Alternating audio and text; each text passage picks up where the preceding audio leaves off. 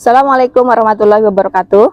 Perkenalkan, nama saya Baik Lili Suryani. Saya mengampu mata pelajaran fisika di SMA Islam Ulil Albab Lendang Jarang, Kecamatan Montong Gading, Kabupaten Lombok Timur. Sekaligus sebagai mahasiswi PPG dalam jabatan periode 2 tahun 2024, program studi pendidikan fisika di LPTK Universitas Mataram dengan nomor peserta E4Q 1230063. Hari ini, Senin 4 Maret 2024, saya akan melaksanakan uji kinerja di SMA Islam Ulil Albab Lendang Jarang.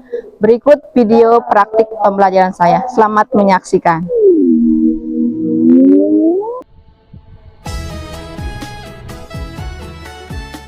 Selamat datang di SMA Islam Ulil Albab Nahdlatul Watan Lendang Jarang. Sekolah kami dikelilingi oleh alam pedesaan yang indah dan berudara segar. Sawah terhampar, juga kebun berisi aneka tanaman buah dan tanaman lainnya. Tak jauh di utara, kalian akan bertemu dengan kawasan hutan Taman Nasional Gunung Rinjani, sebuah kawasan yang terkenal dengan keanekaragaman hayati sehingga dijadikan tempat wisata dan pendidikan.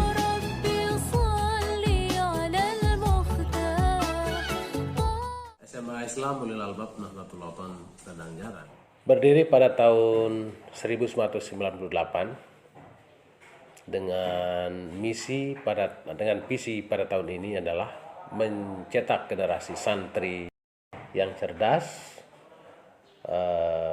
beriman dan berakhlak mulia. Adapun misi dari SMA Islam Ulil Albab adalah pertama, melaksanakan KBM yang efektif dan efisien, menciptakan suasana sekolah yang religius dan melakukan pembiasaan adab mulia. Yang ketiga adalah melakukan amal dan pembiasaan adab atau karakter building dalam keseharian.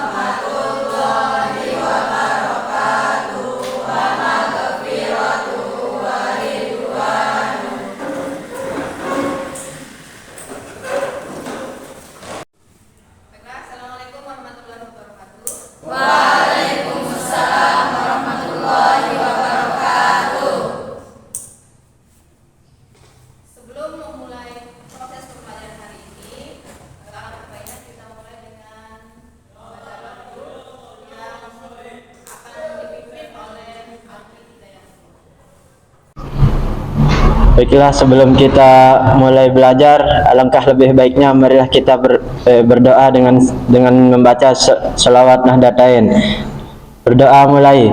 Bismillahirrahmanirrahim. Allahumma inna nas'aluka bika an tusalli wa tusallim ala sayyidina Muhammadin wa ala sairil anbiya'i wal mursalin wa ala alihim wa sahbihim ajma'in wa an tu'ammirana nahdatal watani wa nahdatal banati بفروعهما إلى يوم الدين وأن تنصرنا وتفتح علينا وترزقنا وتحفظنا وتغفر لنا ولجميع المسلمين يا الله يا حي يا قيوم لا إله إلا أنت. Berdoa selesai. Kita absen dulu ya.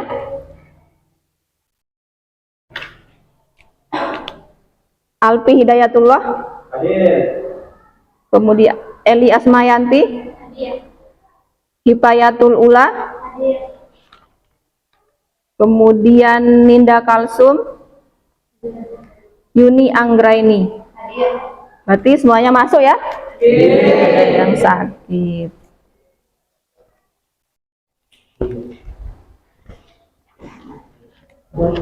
Gimana kabarnya semuanya? Masih dalam keadaan sehat ya, walafiat, tanpa kurang suatu apapun. Nah, jadi di minggu kemarin atau pertemuan sebelumnya kita sudah belajar tentang apa? Gelombang mekanik. Tetapi secara spesifiknya tentang apa? Tentang gelombang transversal dan gelombang longitudinal. Jadi di situ ada pengklasifikasian atau pengelompokan jenis-jenis gelombang. Nah, sebelum ke pengelompokannya, ada yang tahu definisi dari gelombang itu apa? Gelombang. Gelombang itu apa?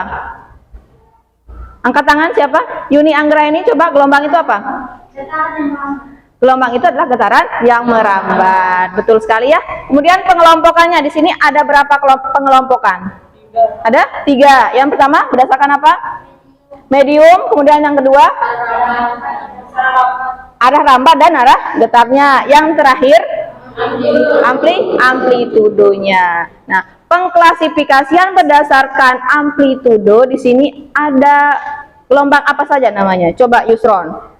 Ada 2 guru. Yang pertama apa? Gelombang berjalan dan gelombang stasioner. Stasioner. Jadi ada 2 ya, gelombang berjalan dan gelombang stasioner. Nah, kemudian ada lagi besaran-besaran fisisnya. Besaran fisis yang ada di gelombang mekanik itu ada berapa? Apa saja? Yang pertama? Frekuensi. Olan apa? Frekuensi. Terus apa lagi? Periode. Coba Nur Sipaurahmi. Panjang gelombang, kemudian amplitudo, yang terakhir apa? Cepat rambat gelombang. Jadi ada 5. Guru ulangi, yang pertama itu adalah frekuensi, yang kedua periode, yang ketiga ada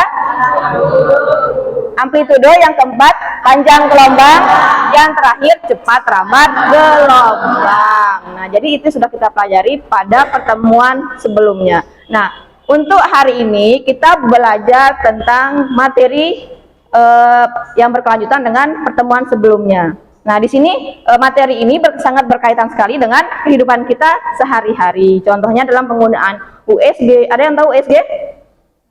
USG itu untuk apa? Deteksi? Ya, deteksi untuk kandungan, umur kandungan. Betul sekali. Baiklah, tujuan pembelajaran kita hari ini, silakan kalian perhatikan slide yang ada di depan.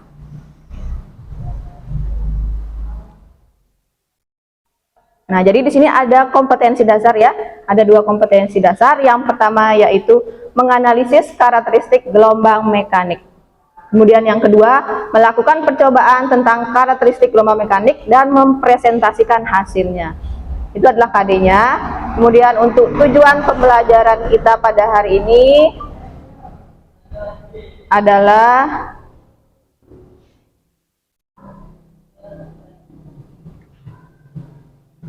yang pertama, melalui praktikum dan diskusi kelompok, peserta didik mampu menganalisis sifat-sifat gelombang mekanik melalui percobaan dengan teliti dan penuh tanggung jawab. Kemudian tujuan pelajaran yang kedua yaitu peserta didik dapat mempresentasikan hasil percobaan tentang gelombang dengan percaya diri. Nah, jadi untuk pertemuan hari ini Bu Guru menggunakan model pembelajaran berbasis masalah atau PBL atau problem based learning. Jadi di sini kalian akan menemukan masalah sendiri, kemudian menyelesaikannya dengan cara berdiskusi dalam kelompok masing-masing, ya.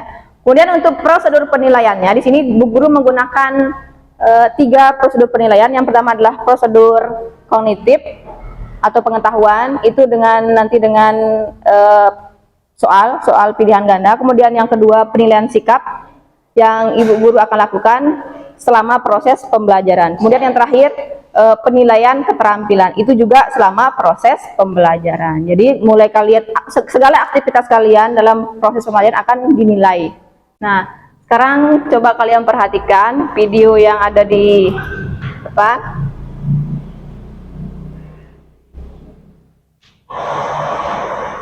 diamati.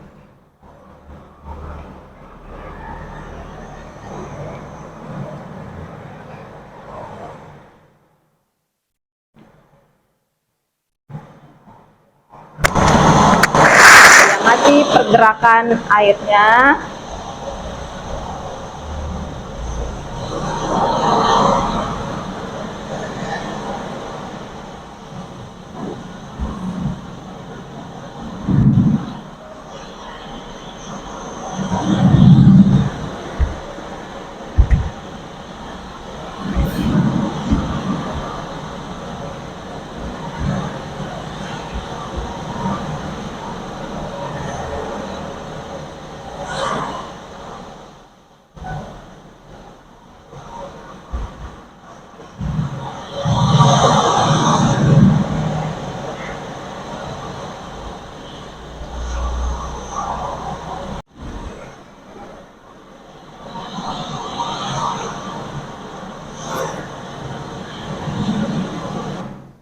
Nah, dari video yang kalian amati di depan ini, adakah permasalahan yang bisa kalian angkat?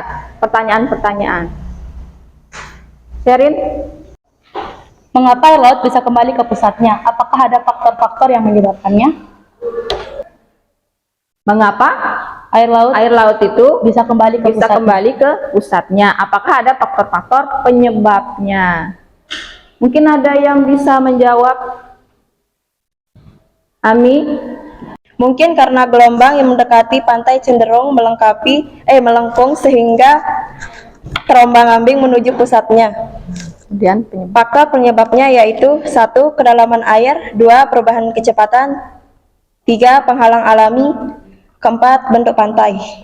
Nah, itu adalah jawaban dari permasalahan pertama ya. Mungkin ada pertanyaan lagi untuk videonya.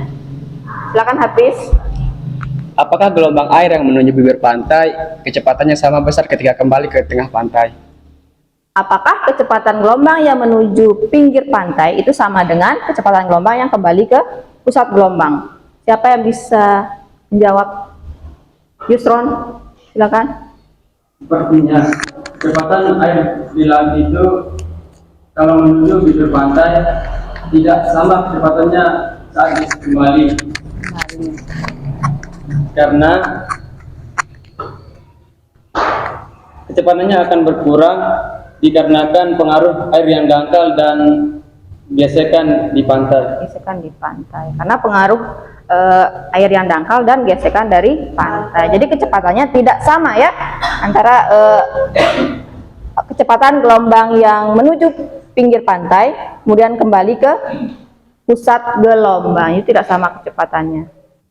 Nah, jadi untuk lebih memahami materi yang berhubungan dengan apa yang akan kita pelajari hari ini, kalian akan mengerjakan RKPD sekaligus melakukan praktikum. Nah, sekarang silakan bergabung atau duduk dengan kelompok masing-masing yang sudah ditetapkan di pertemuan sebelumnya. Silakan.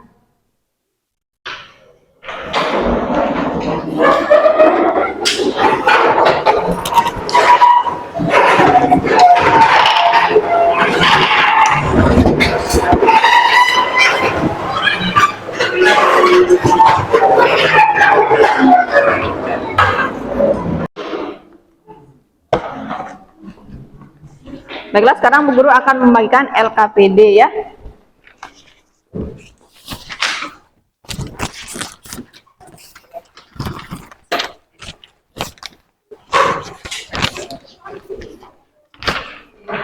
Nah, jadi sekarang kalian perhatikan LKPD kalian masing-masing. Nah, di situ untuk pengisiannya, yang pertama kalian tulis nama kelompok kalian, kemudian ditulis nama anggota kalian masing-masing dalam setiap kelompok. Kemudian setelah itu, di situ ada langkah-langkah praktikum yang akan kalian laksanakan. Mulai dari perlakuan pertama, kedua, ada 4 di sini ya tahap praktikumnya. Itu kalian akan tulis hasil pengamatan dari praktikum yang akan kalian lakukan. Kemudian mengisi kesimpulan dan pertanyaan-pertanyaan yang lain.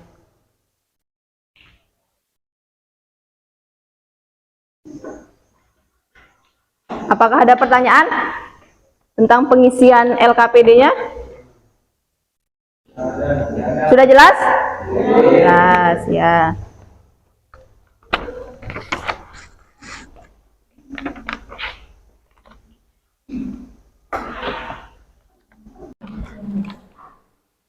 Nah, LKPD-nya sudah jelas. Sekarang tinggal satu perwakilan dari setiap kelompok mengambil alat dan bahan yang sudah ditentukan di LKPD. Silakan di sebelah kiri. Satu aja perwakilan dari setiap kelompok.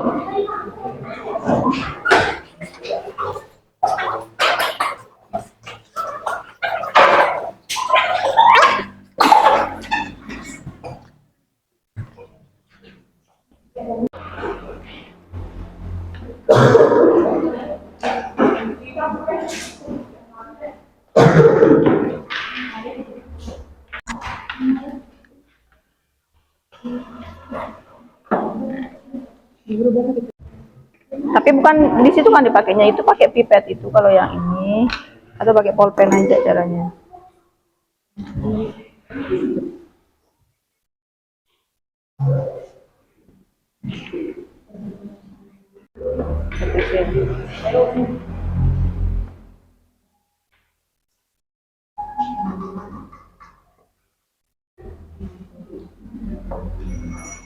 Ayo dong, Bu Guru yang mana? Dari sini habis. Nah, supaya nanti keluar dari lubang itu. Lagi, coba lagi. Sampai. Tanyakan makanya airnya nanti satu kali tetes lagu, terus lanjut satu kali lagi.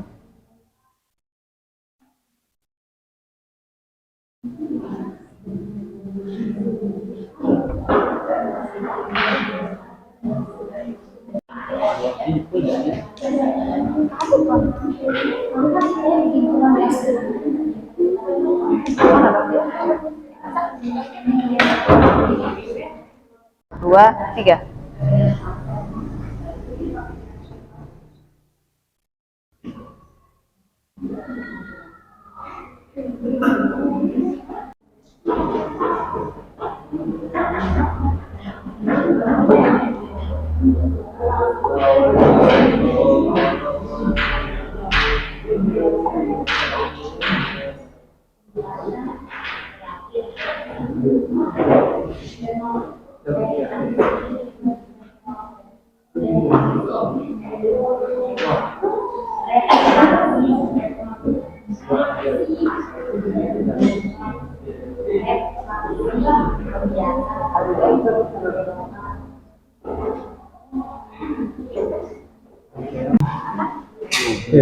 Caranya habis dulu. Tapi buku direndam semuanya coba digodok. Ayo, apa yang ditanyakan? Itu beberapa ada bilang refraksi atau pembelokan. Baiklah, sekarang sudah selesai pengisian LKPD-nya. Ada yang sudah selesai? Semuanya? Ya, berarti kalau sudah selesai, silakan perwakilan dari masing-masing kelompok mengumpulkan ke depan. Silakan.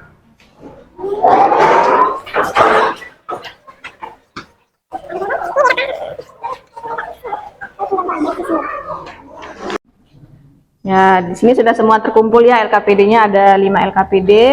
Kemudian sekarang guru akan memilih langsung kelompok yang maju. Di sini yang pertama yaitu kelompok 2. Dipersilakan. Tepuk tangan dulu untuk kelompok 2.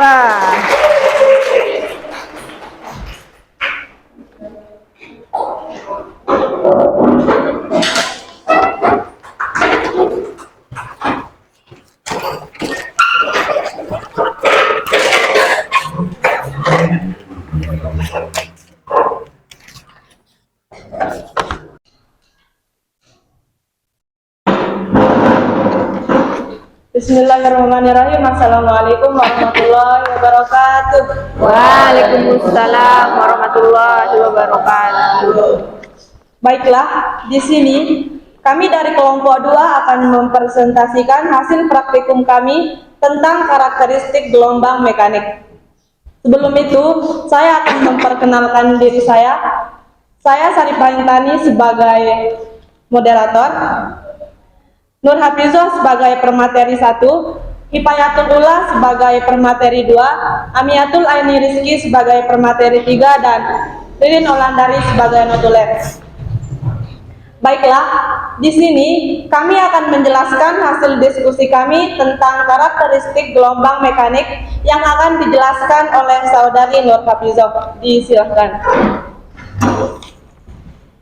Bismillahirrahmanirrahim. Assalamualaikum warahmatullahi wabarakatuh. Waalaikumsalam warahmatullahi wabarakatuh. Baiklah, di sini saya akan menyampaikan hasil dari praktikum tentang karakteristik gelombang mekanik. Untuk perlakuan pertama kami yaitu ketika air dari pipet diteteskan ke wadah, air dalam wadah menghasilkan pola lingkaran dan pusat menuju wadah, kemudian kembali lagi ke tengah karena terkena penghalang atau pinggir wadah. Untuk perlakuan kedua, ketika air diteteskan ke salah satu bagian wadah, air keluar dari celah kecil dengan ukuran gelombang lebih kecil dan menjadi semakin besar ketika menyebar ke arah pinggir wadah. Perlakuan ketiga, ketika memasukkan stik ke dalam gelas atau wadah yang berisi air, stik terlihat seperti patah atau berbelok. Hal ini terjadi karena adanya perbedaan kerapatan mediumnya. Dan yang terakhir, perlakuan keempat, ketika meneteskan air dari dua sedotan pada saat yang sama terjadi atau terbentuk perpaduan gelombang. Sekian dari saya. Assalamualaikum warahmatullahi wabarakatuh. Waalaikumsalam warahmatullahi wabarakatuh.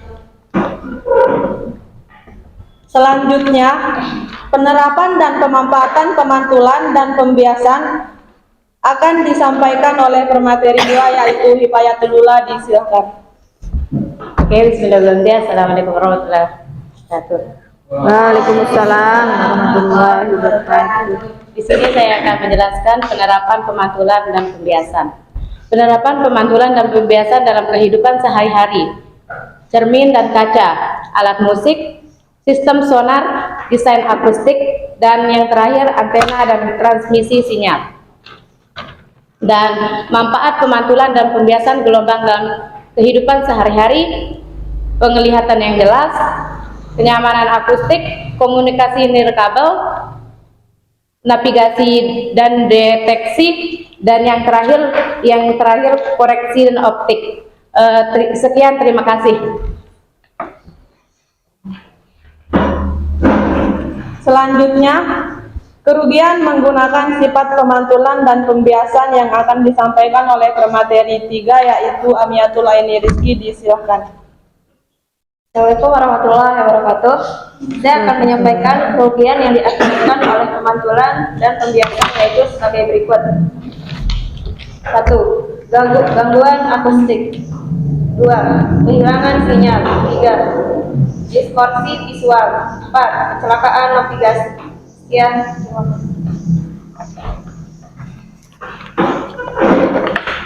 Baiklah, sekarang kita akan masuk ke sesi tanya jawab.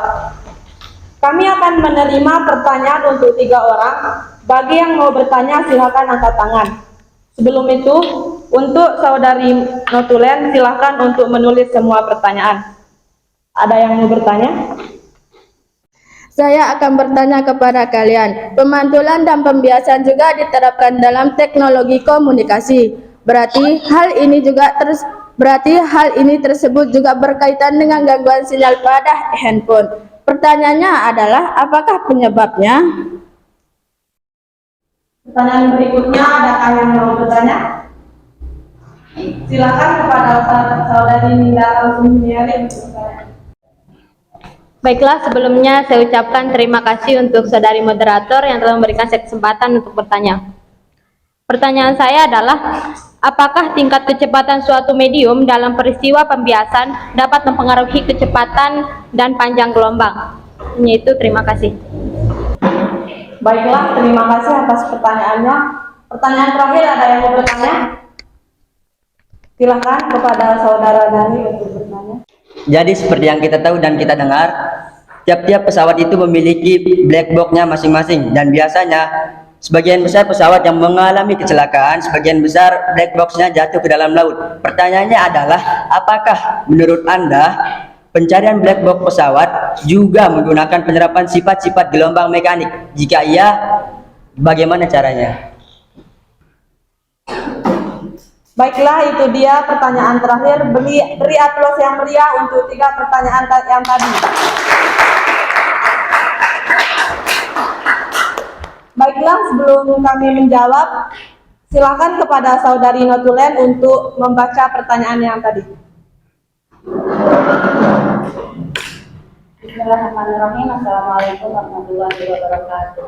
Waalaikumsalam warahmatullahi Baiklah, saya akan membacakan pertanyaan-pertanyaan yang sudah dibacakan. Ya, pertanyaan pertama dari Saudari Peggy. Pemantulan dan pembiasaan juga diterapkan dalam teknologi komunikasi. Berarti hal tersebut juga berkaitan dengan gangguan sinyal pada handphone. Pertanyaannya, apakah penyebab gangguan tersebut? Dan pertanyaan kedua dari Saudari Indah, apakah tingkat kecepatan suatu medium dalam peristiwa pembiasan dapat mempengaruhi kecepatan dan panjang gelombang? Dan pertanyaan ketiga dari Saudara Dani, apakah menurut Anda pencarian black box pesawat yang menggunakan penerapan sifat gelombang mekanik? Jika iya, bagaimana caranya? Sekian, terima kasih. Baiklah, itu dia pertanyaan-pertanyaan yang tadi. Sekarang pertanyaan yang tadi akan dibacakan oleh Saudari Hipayatul Ulah. Silahkan. Oke, di sini saya akan menjawab pertanyaan dari Saudari Pebi. Dalam sinyal ponsel, pemantulan gelombang juga bisa mengalami gangguan. Menjadi masalah hal ini terjadi karena ketika benda berada di dalam gedung bangunan yang padat, sehingga sinyal ponsel dapat dipantulkan oleh bangunan-bangunan tersebut yang menghasilkan pantulan yang mengganggu, sehingga mengakibatkan penurunan kualitas sinyal atau bahkan kehilangan sinyal di ponsel. Sekian, terima kasih. Baiklah, itu dia jawaban dari pertanyaan Saudari Pebi.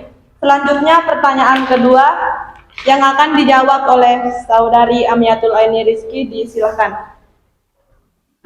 Baik, saya akan menjawab pertanyaan Saudari Linda. Iya, kecepatan suatu medium mempengaruhi cepat, lambat, dan panjang gelombang dari gelombang yang melewati medium tersebut.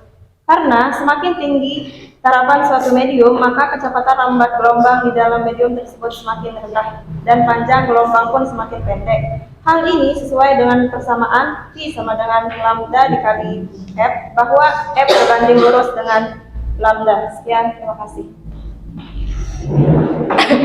Selanjutnya, pertanyaan terakhir dari Saudara Dane akan dijawab oleh Saudari Nur Hafizah. Baiklah, saya akan menjawab pertanyaan dari Saudara Dan Harfian. Pencarian black box itu menggunakan sifat pemantulan gelombang mekanik, yaitu dengan teknik pemantulan gelombang akustik atau sonar. Black box atau perekam data penerbangan dan perekam suara kokpit seringkali menjadi kunci penyelidikan untuk mengetahui penyebab kecelakaan dan mengidentifikasi masalah yang mungkin terjadi. Perekam tersebut dilengkapi dengan alat pelacak yang memancarkan sinyal radio saat berada di dalam air atau bawah laut. Ketika black box berada di dalam air, sinyal tersebut bisa dipantulkan oleh berbagai objek di bawah air, seperti tanjung atau reruntuhan sebelum mencapai kapal pencari. Kemudian kapal pencari yang menggunakan sonar atau teknologi akustik dapat mendeteksi pantulan sinyal tersebut dan menggunakannya untuk mengarahkan mereka ke lokasi black box yang sebenarnya. Sekian. Bagaimana teman-teman? Apakah sudah cukup?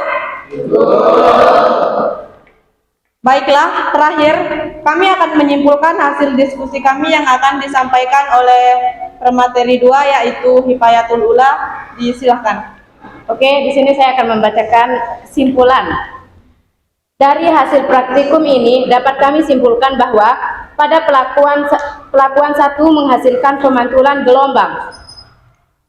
Roleksi perlakuan. Baiklah, di sini saya akan menyampaikan kesimpulan. Dari hasil praktikum ini dapat kami simpulkan bahwa pada perlakuan satu menghasilkan pemantulan gelombang, refleksi. Perlakuan kedua menghasilkan difralasi pelenturan gelombang.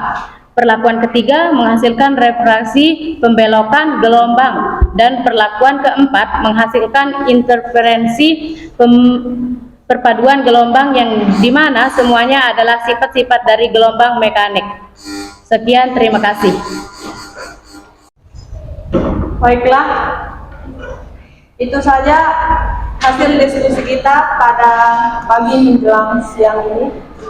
Sekian dari kami dari kelompok 2. Kami ucapkan Assalamualaikum warahmatullahi wabarakatuh. Waalaikumsalam.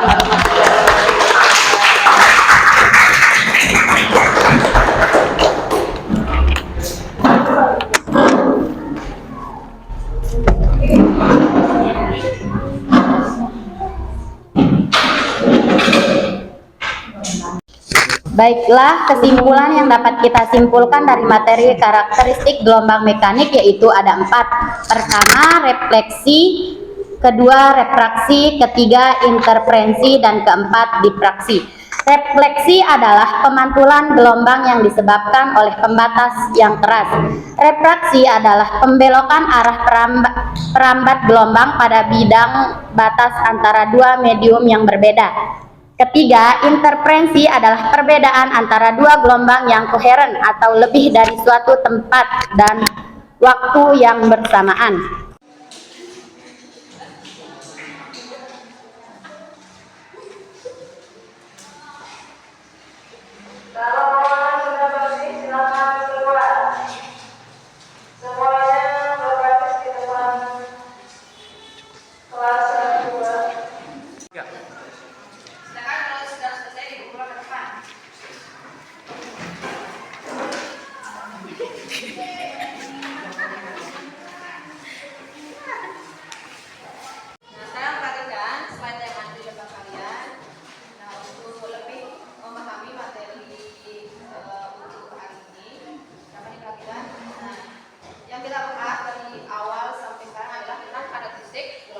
Mekanik.